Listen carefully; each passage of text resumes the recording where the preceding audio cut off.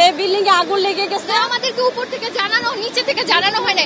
আমি বারান্দা থেকে দেখছি আমাদের উপরে বলতেছে, তারপর আমি নিচে ইন্টারকমে ফোন দিছি, ফোন দেওয়ার পর বলছে যে ম্যাডাম নেমে যান। ওরা নিচে থেকে ইন্টারকমে আমাদেরকে জানায় নাই যে আগুন লাগছে। আমি তারপর তাড়াতাড়ি করে, এত ধোয়া আপনি দেখতেই পারবেন না। আমার ভাইকে আমি কোনো মতে সিঁড়ি দিয়ে ছেঁচড়ায় নামাইছি, ও নামতেও পারতেছিল না, এত বিদ্যুতের ধোয়াতে আপনি মানে আমি আর 1 সেকেন্ড হলে মারা যেতাম। 3 তলা পর্যন্ত যদি থাকতাম শ্বাসরুদ্ধ হয়ে মারা যেতাম আমরা।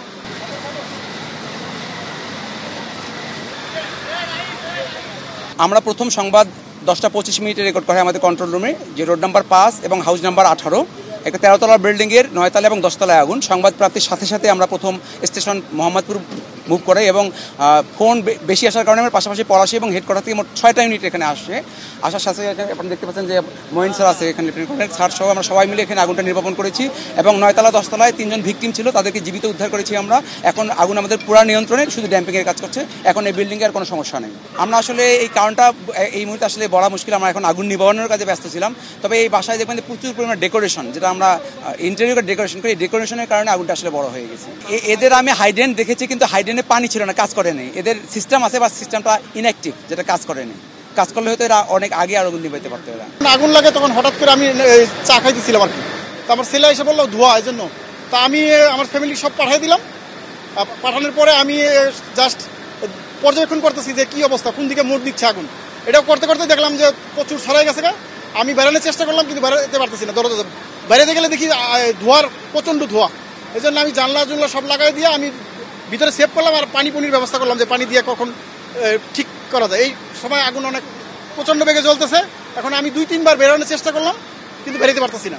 বেরোতে না পারার কারণে আমি ওইখানে আপনার রুমের ভিতরেই চলে আসলাম।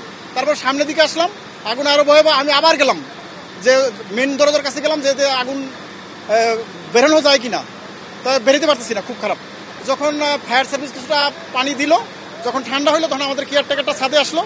ছাদে আসার পরে আমি মোটামুটি তখন দেখলাম যে নিরাপদ, এখন বাইরে যাইব। কিন্তু এই ফাঁকে দেখলাম এই আমাদের আবার 2টা সিঁড়ি, তো এই সিঁড়িটা বন্ধ ছিল ছাদের, ওই সিঁড়িটাতে আমি কোনোরকম, যখন আমি রুম থেকে বেরোই তখন তো বিভৎস অবস্থা, মানে ধোয়ার যে এমন অবস্থা, আমি গামছা দিয়ে মুখটা ঢাইকা রাখছি আর কি। ঢাইকা রাখার পরে আপনার তো কভার করা যেতে পারতেছে না। তারপর আমি কোনোরকম আল্লাহ ভরসা করে আল্লাহর উপর তাওয়াক্কুল করলাম যে আল্লাহ তুমি মালিক, তুমি বাঁচানোর মালিক, তুমি মারামাদ, আমার যা হবে হবে ইনশাল্লাহ। আমি ধৈর্য হারা হলাম না, আল্লাহর ভরসা, আল্লাহর উপর তাওয়াক্কুল করে আমি নিচে নামার চেষ্টা করলাম। তো আস্তে আস্তে প্রচণ্ড ধোয়া, আমি যখন বেরোতেছি তখন চোখে মুখে কিছু দেখি না। আমি তো টপ ফ্লোরে ছিলাম আর কি, আমি টপ ফ্লোরে ছিলাম, আমি একলাই ছিলাম বিল্ডিংয়ে। আর পরে ছাদে চলে গেছি আর কি। আর তারপরে আগুনটা সম্ভবত 8 তলা 9 তলা, 8 তলা লাগছে, পরে 9 তলা চলে গেছে গা। তো মোটামুটি আল্লাহর উপর তাওয়াক্কুল করে আমি চিন্তা করলাম যে যা হয়, কারণ মানুষ তো দুনিয়াতে আসছে, মরবে বাঁচবে, এটাই তো। তা আমি আল্লাহর উপর তাওয়াক্কুল করে, আল্লাহর উপর ভরসা করে আমি মোটামুটি বেরানোর চেষ্টা করলাম। প্রচণ্ড ধোয়া, আমি 2-3 বার বেরানোর চেষ্টা করতে পারি নাই। পরে শেষের বার এসে মোটামুটি আলহামদুলিল্লাহ সাকসেস হয়েছে ইনশাল্লাহ। আপনাদের দোয়ায় অসংখ্য শুকরিয়া আল্লাহর, যে আল্লাহ রাব্বুল আলামিন সবাইকে কোনো জানের ক্ষতি হয় না ইনশাল্লাহ। তো যতটুকু ক্ষতি হয়েছে ইনশাল্লাহ আল্লাহ সবাইকে প্রসাদ অভিদান করুন, আল্লাহ সবাইকে হেফাজত করুন।